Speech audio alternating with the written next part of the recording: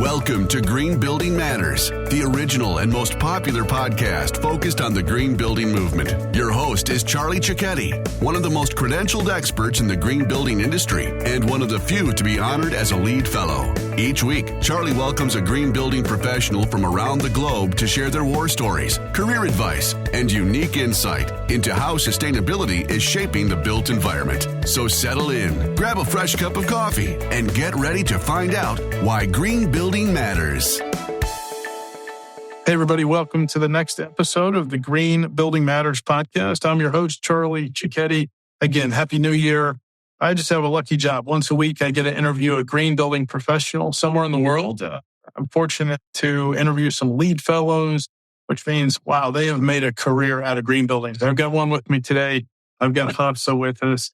And she's an architect. She's a sustainability guru. She's an entrepreneur. And I just can't wait to hear more in her story. So, Hafsa, how you doing today? Good. How are you? I'm doing great. I love a new start to the year and setting goals. And, here we are in January. So just, hey, let's take our listeners back, though. Tell us a little more of your origin story. Where did you grow up and where'd you go to school? Yeah. So we were just discussing a little bit ago, it's this existential thirst of your role in the bigger picture, which I think we all have, but we cannot possibly or maybe not be able to definitively describe it when we start our college journey. So I was interested in the arts and physics, and architecture seemed like the perfect blend of the two worlds.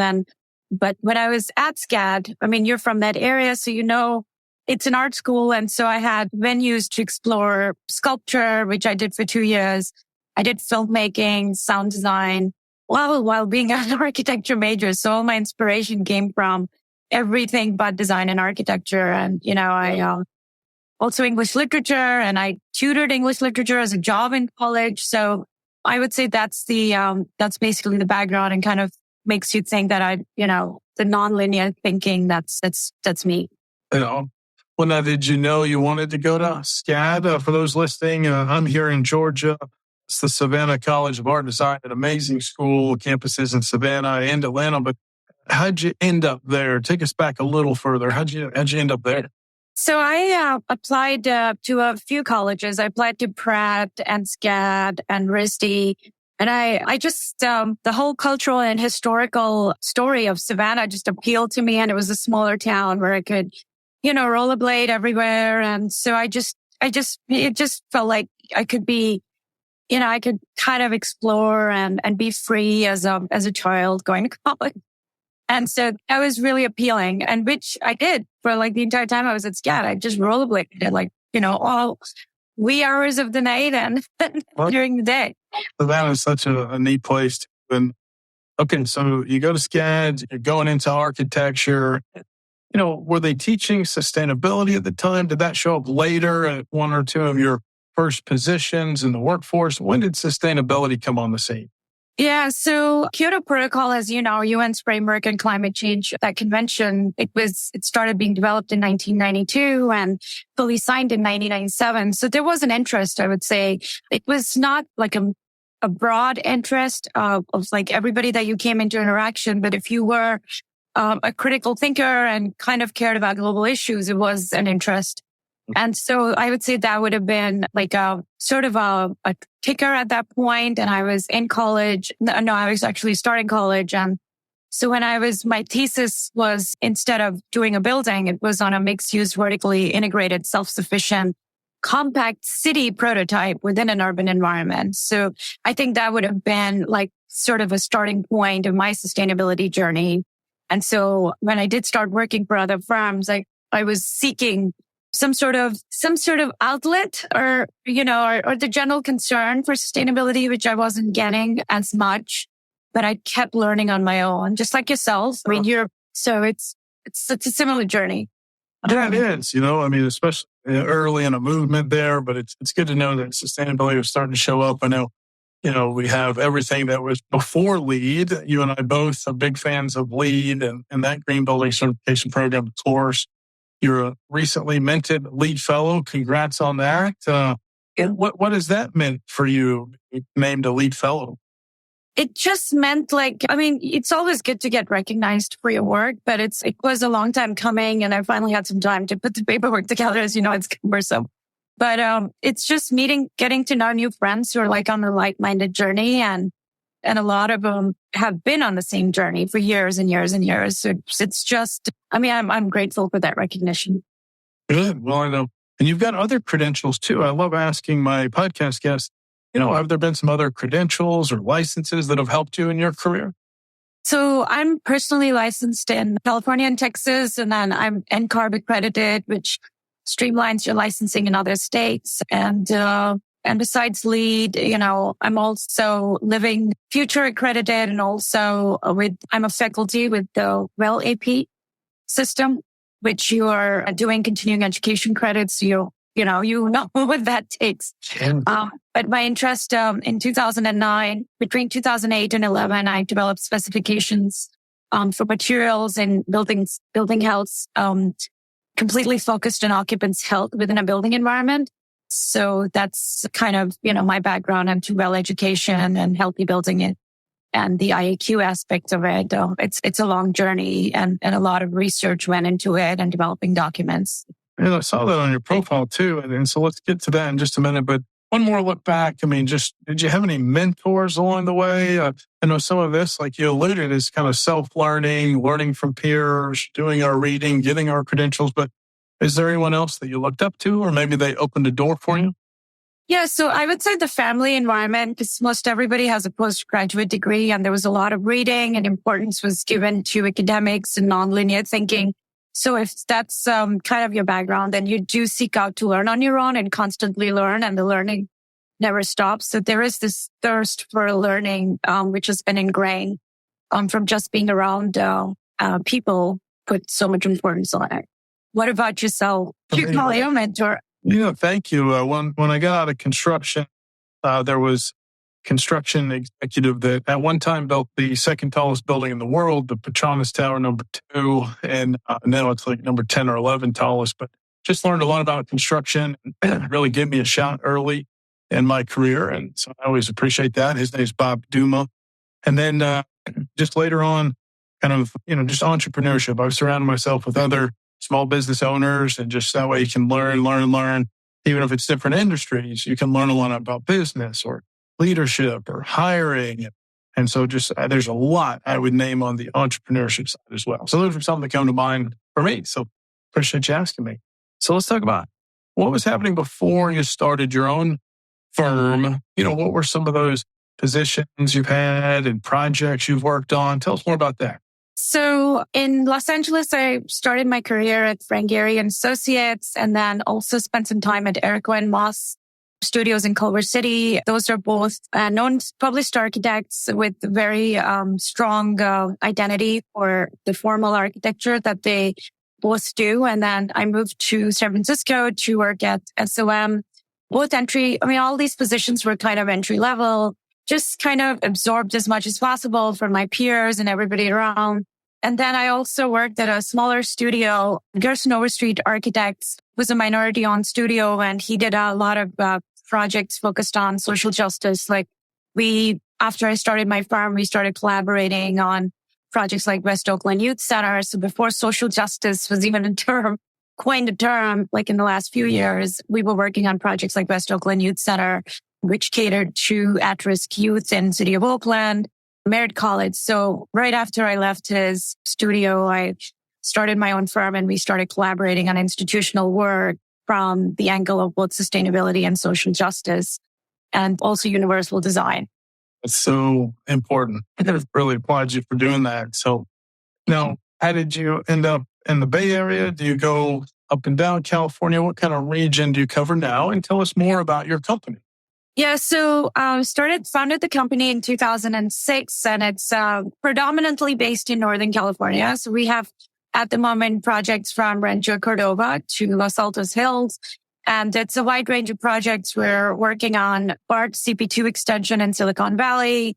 We're doing a retail project in Dublin, a couple of medical office buildings in Rancho Cordova, a senior facility in Union City. So it's a broad geographic area within Northern California. In 2019, I also started a development arm of the company called Box Lab, which focuses on zero energy, zero carbon projects, which we develop ourselves as prototypes. And a prototype of that is under construction close to Rancho Cordova, which I'll be able to share more about in a few months. And so, yes, so that's what's keeping us busy. So geographically, yes, it's Northern California, anywhere, from Sacramento to as far down south as we can get. Well, those are some exciting projects. And I know you love growing your business. Do you try to push sustainability on every project? How is the decision made about, say, a LEED certification or just at least baking in green best practices? What's your mantra there? So it starts with educating the clients. Electrification has been adopted in 65 jurisdictions throughout California, but we started, pursuing electrification with our clients and educating them even before it became a policy decision. So there is always, discussions like that. And through LEED's embodied carbon credits, which a lot of people weren't adopting or bypassing in the material and resources credit, which are quite familiar with, we started doing, early phase life cycle analyses. And now it's going to become a policy decision on client side, from the client side for projects 100,000 and larger. So I would say it's a lot of education that gets done. It does get sometimes value engineered if its cost is brought up. We do show comparisons in cost and what can be done. We do schemes where we show a compact size versus, just something that's large, and just minimizing materials, minimizing functions, and just making it as efficient as possible. And through Box Lab, we do develop prototypes, which we can kind of show to our clients. Because when I started Box Lab and when we did the first project with it, I was working on a client's project, which we were targeting LEED certification, but I felt like the sustainability goals were not being met to the standard that I wanted. So I developed a project in the Box Lab just to show him what can be done with the highest sustainability goals as possible and the minimum footprint, and be zero energy. Zero energy, zero carbon. You're in a great place, California, for all of that. If you can do it there, that's going to spread elsewhere. So I love that. Well, tell us a little more about your day-to-day. What's a day in the life of Hafsa here as leading your business, trying to sell new business, staying up to speed on the latest with the LEED version 5? What's a day in the life like? What's keeping you busy? So it's an early start. As you have kids, you know that everything is regimented or nothing gets done. And it's a very tight schedule, and you need to be, everything has to be compartmentalized. So no aspect of your life is ignored. And I think as founders and business owners and parents, you and I probably share that more, that we have to work harder and everything is regimented. I follow a very strict schedule, and it's long hours, that we have to do to promote the work, to make sure that the work that's on the tables and under construction is getting attention as you need. Clients feel taken care of. And yet there is time to kind of, even if it's 30 minutes on a weekday or an hour, where you are reading and learning and promoting to your self-growth. That is what we signed up for, but it definitely has its rewards. And, when it comes to sustainability, green buildings fits under that. We've got the new umbrella of ESG, but you mentioned healthy buildings. You mentioned air quality. This is something else you're very passionate about. So, what do we need to know about that side of the built environment, just the healthy building side? Has it come back now post-pandemic? What are you seeing out there? Yeah. So when I started developing the specifications, it was strictly materials focused, off gassing of materials, and in an indoor environment, if there is not a good air change, this is way back in 2009 and 8. Since the oil embargo of the 1970s, energy efficiency became so important that we created these tight cocoons of buildings, which may not have the healthiest indoor air quality. And if there isn't a proper air exchange, then the materials which compose that indoor environment could off-gas and contribute to negatively or have a negative impact on the health of the people that occupy a space or a building. After the pandemic, there was a general sense of, it was more based on how we can stop spread of disease within an indoor environment and how many air exchange rates do you need to make sure that the air quality is or the air is flushed. So the occupants that are occupying are not exposed to just a stagnant air.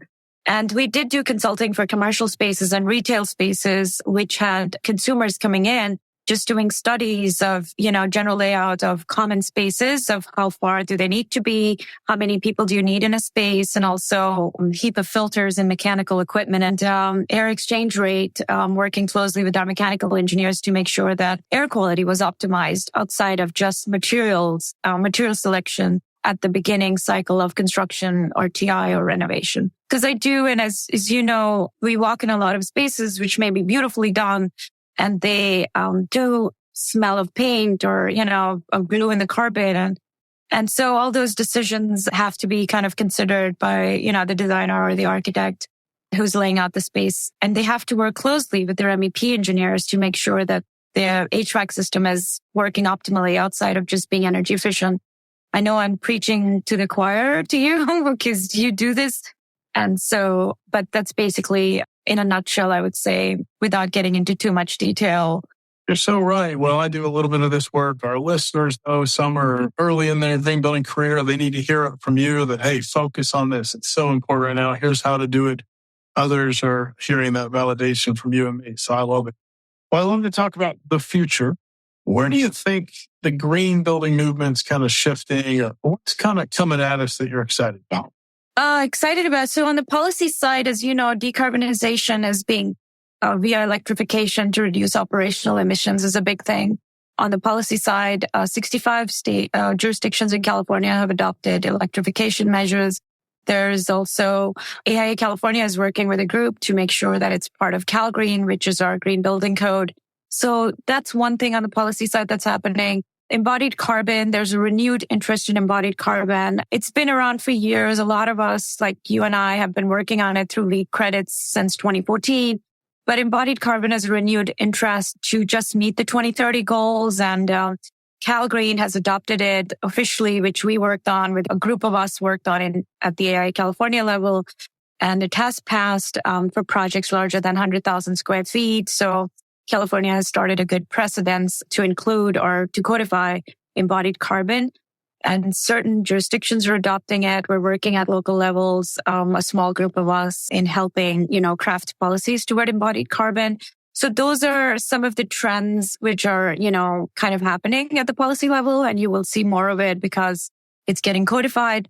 On a personal level, I'm a big proponent of degrowth, and I do feel that the future may have a rude awakening through a collapse. I hate to be a pessimist, but may have a rude awakening through like a collapse, and new ways will be driven to keep economic growth within the planetary boundaries and not exceed it, which is extremely important. And I think it's an important conversation to have.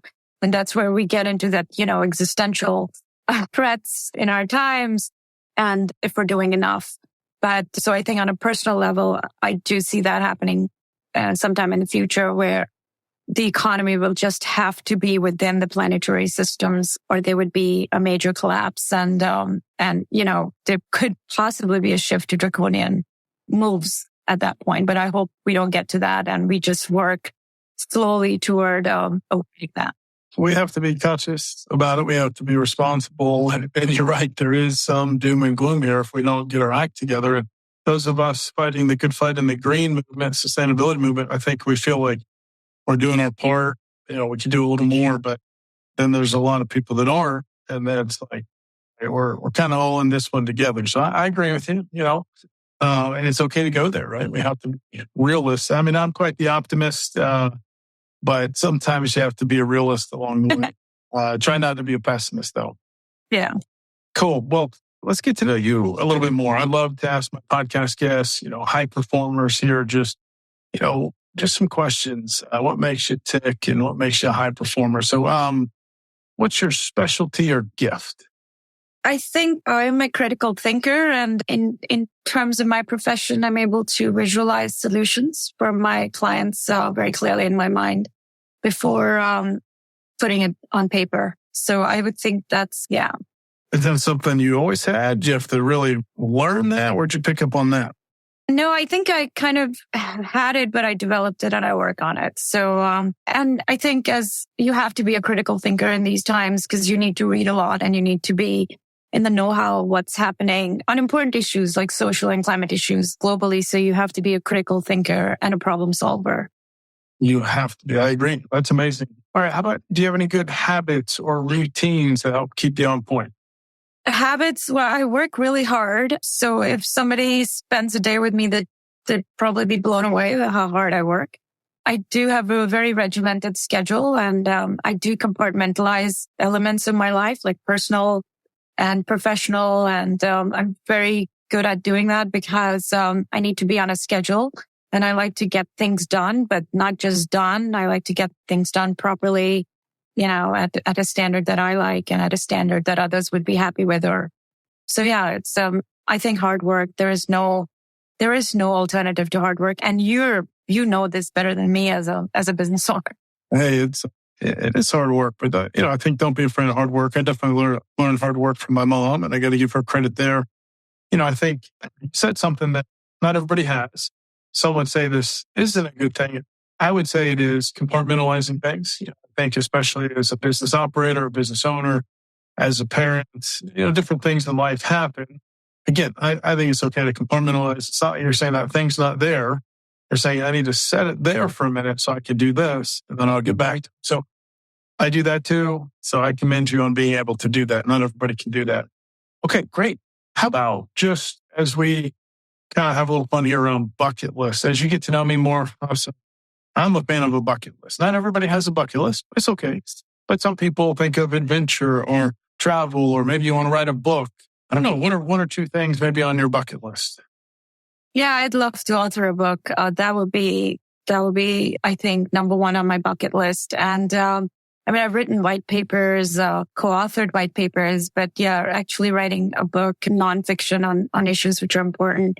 That would be, number one item on the bucket list. And I think second would be, just a meaningful contribution toward larger than life issues like poverty elimination, but a practical solution that can be adopted starting from a small scale to a global scale.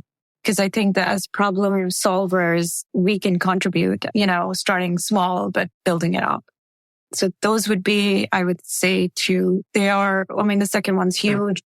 But I feel like it can start from someplace. And poverty and hunger, it's pretty big global issues. I can tell you want to do your part to save the world. And I think that's amazing. So you got to travel to some places to do that too. So you got to give me at least one destination you want to go to on your bucket list. Maybe it's a place you want to go back to, but what's one destination you want to travel to? So I read a book a while ago called Tea with Yak Butter, I think. So I would love to do that off-road, backroads thing in rural China and experience, that kind of travel. I think that and Tibet. So that would be, I think, and just learn from the local people. So the book was about how the traveler, he included yak butter in his tea and it keeps, you going with energy. And I thought it was just fascinating. And it was a fascinating tale of just a journey in the back roads of rural China. And I think that would be something I'd love to do in Tibet. That is a great bucket list. That's a great start to the bucket list.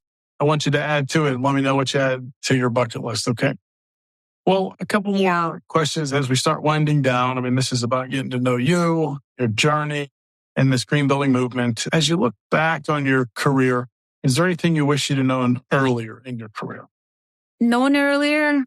I think when you're young, there's always the naivety about, or you are kind of naive about how much things cost. So you need to have a good understanding of all the solutions that you're proposing and the cost element of it.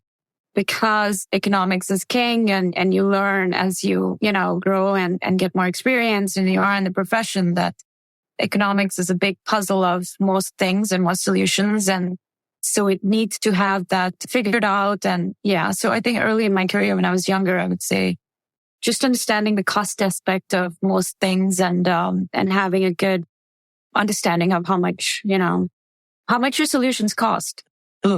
That's a good one. I hadn't heard that one before here, but it's so true. It's so true. Not just the value of services, but costs and just the overall financial education in your career, let alone personally. So I love that you went there. All right, my last question. I've loved our conversation today. My last question is for those listening. Let's say someone is jumping into the green building movement right now for the first time. Do you have any words of encouragement for them if they're just now jumping in? I think I would say learn as much as possible and, read as much as possible and just kind of challenge your thinking. So you challenge your thinking and also be as purpose driven and as early as possible, because you just cannot live in a vacuum. It's a global community and we have to be aware of what's happening and we need to make sure that, every choice that we make, everything that we do is purpose driven and you have a very strong why into why you're doing anything. All right. Look at that wisdom there. Everybody listening, I hope you connect with Hafsa on LinkedIn. Make sure you let her know what you think of the podcast. If you're in the Bay Area or on California, making a career, reach out. Hey, I'm on the East Coast. You're on the West Coast. You're doing some amazing things. And just really congratulations, not just your LEED fellow, but your career and build up your company. Thanks for sharing your story on the Green Building Matters podcast today. So thank you so much.